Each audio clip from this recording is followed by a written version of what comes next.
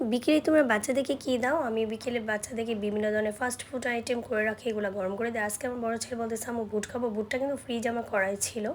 আর এরকম করে তোমরা যদি কড়াইতে করে রাখো ফ্রিজে, তাহলে কিন্তু অনেক অনায়াসে যে কোনো সময় তোমরা গরম করে খেয়ে নিতে পারো। এই বুটটা এত মজা, সাদা বুট। আর এই বুটটা আমি কড়াইতে গরম করে নিচ্ছি, যেহেতু আমার বড় ছেলে খাবে। আর বুটটা খেতে কিন্তু অনেক চমৎকার লাগে। আমি সুন্দর করে গরম করবো যাতে একটু মানে ঠান্ডা ঠান্ডা ভাবটা না থাকে। আর এখন আমি বুটটা সার্ভ করে দিব ওকে প্লেটে। ও যতটুকু ইচ্ছা ততটুকু খেয়ে নিব, আর বাকিটুকু হয়তো বা আমরা কেউ খাবো বা আবার ফ্রিজে রেখে দেবো। এরকম করে রাখলে তোমরা 1 সপ্তাহ খেতে পারবা, বুটটা একটু নষ্ট হবে না।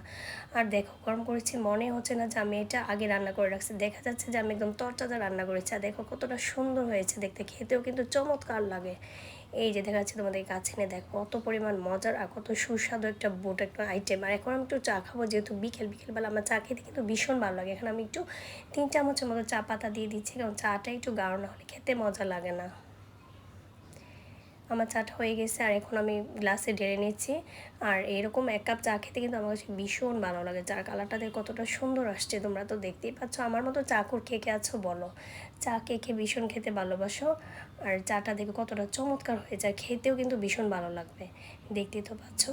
আর আমার আজকের এই ছোটো একটা ভিডিওটা যদি তোমাদের কাছে ভালো লাগে, অবশ্যই লাইক কমেন্ট করতে ভুলবা না। ধন্যবাদ সবাইকে।